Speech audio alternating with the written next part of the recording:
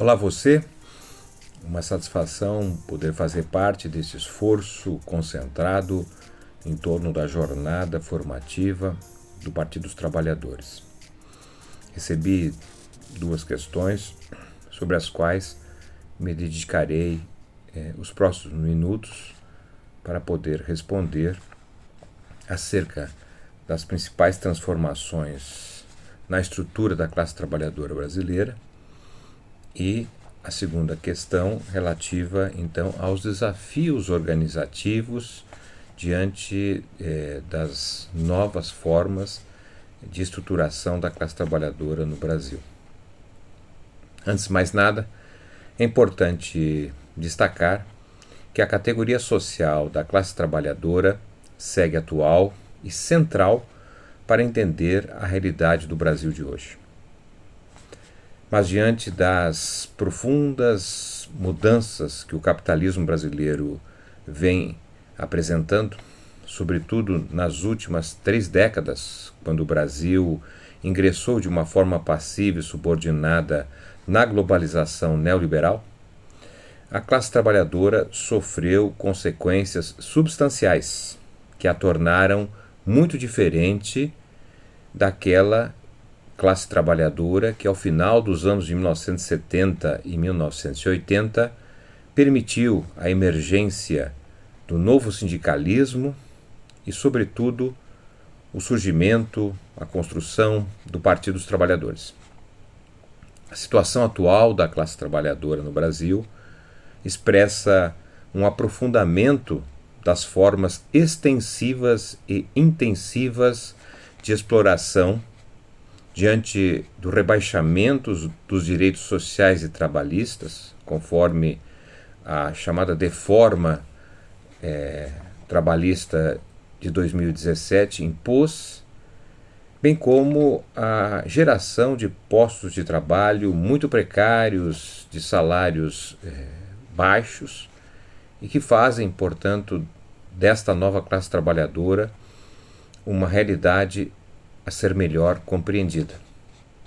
Em relação, então, à primeira questão sobre as principais transformações da estrutura da classe trabalhadora no período atual, nós podemos destacar pelo menos 3 grandes transformações, especialmente quando nós comparamos com aquela classe trabalhadora de 40 anos atrás, que foi o centro pela qual o próprio Partido dos Trabalhadores emergiu com lideranças como a do próprio presidente Lula. A primeira grande transformação que nós podemos identificar na classe trabalhadora atual brasileira é o estancamento do assalariamento. Há uma inflexão na trajetória do assalariamento no Brasil que se percebe praticamente desde quando ocorreu a abolição da escravatura no final da década de 1880. De lá para cá, nós identificamos uma trajetória de crescimento do emprego assalariado, e especialmente a partir da década de 1930, a expansão do emprego assalariado, sobretudo no meio urbano, em função da industrialização, um emprego assalariado que foi crescentemente caracterizado pela presença de uma identidade, de um pertencimento oferecido pela existência de uma carteira de trabalho. Uma carteira de trabalho que garantiu acesso a direitos sociais e trabalhistas, o direito a férias, o direito a um 13º salário, direito a uma jornada de trabalho limitada em 48 horas, agora atualmente em 44 horas, direito à sindicalização, enfim, um conjunto de benefícios resultantes justamente da luta da classe trabalhadora em torno de melhores condições de vida e trabalho. O fato é que a partir então da década de 1990, quando o Brasil ingressou na globalização, nós identificamos um estancamento, uma estabilização dessa taxa de assalariamento, ou seja, o emprego assalariado embora tenha crescido, mas a um ritmo incapaz de manter a sua participação no total da ocupação. Houve, portanto, dos anos 1990 para cá, ainda que períodos diferentes tenham tido resultados distintos, mas o balanço que se pode ter dos anos de 1990 para cá é que o emprego assalariado se manteve estável e os trabalhadores que tinham direito à carteira de trabalho foram, de certa maneira, afetados por esta dinâmica pouco eficiente da expansão do emprego assalariado. Então, nós podemos dizer que a trajetória do emprego assalariado estancado a partir dos anos 1990 foi acompanhado da presença do desemprego aberto, né, e outras formas de desemprego disfarçadas, né, quando a pessoa, por já um tempo desempregada, não procura trabalho, então o IBGE o identifica como inativo, não é? Ou mesmo quando ele procura trabalho, mas ele é um trabalho que ele não é possível ser exercido, não é? Então se identifica, portanto, formas de ocupação precárias.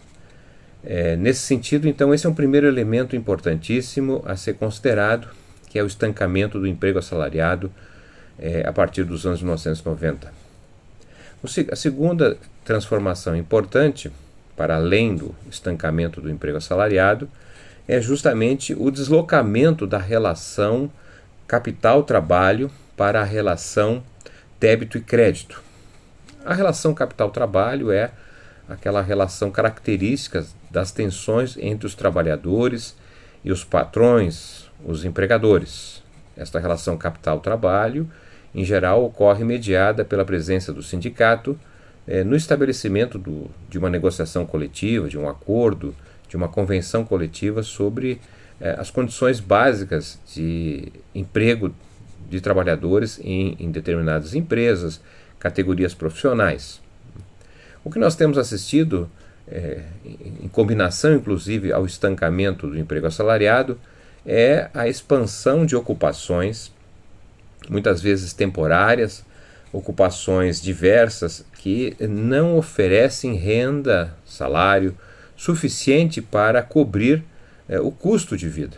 E por isso nós estamos verificando a difusão de formas que buscam complementar esse rendimento insuficiente e que ocorre, por exemplo, como pelo próprio endividamento, né? O Brasil é um país cujas famílias encontram-se, na sua maioria, endividadas, né? E a dívida é uma forma de buscar pagar débitos que o salário gerado pelo trabalho não torna possível.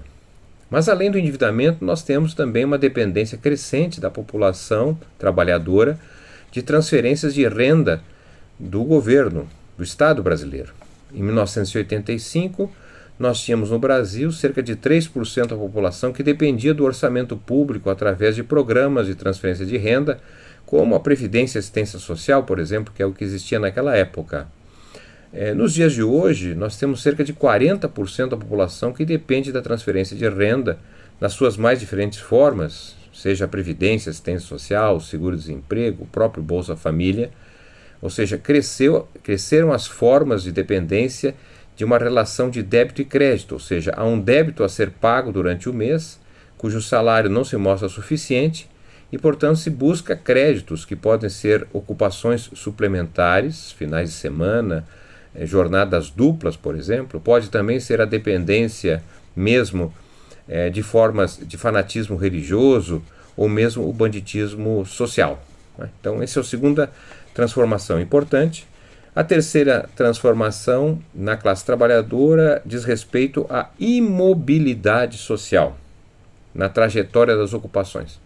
Uma das características históricas do capitalismo brasileiro, que poderia ser identificado como uma espécie de charme do capitalismo, a despeito dos baixos salários pagos no Brasil, havia uma espécie de mobilidade social, especialmente comparando a situação dos filhos com a dos pais, né? Em grande medida, os filhos, através do estudo, conseguiam ocupações melhores que a dos seus pais e, portanto, incorporavam uma renda não é? Um horizonte, portanto, de mobilidade, de ascensão social, mesmo sendo um país de profunda desigualdade.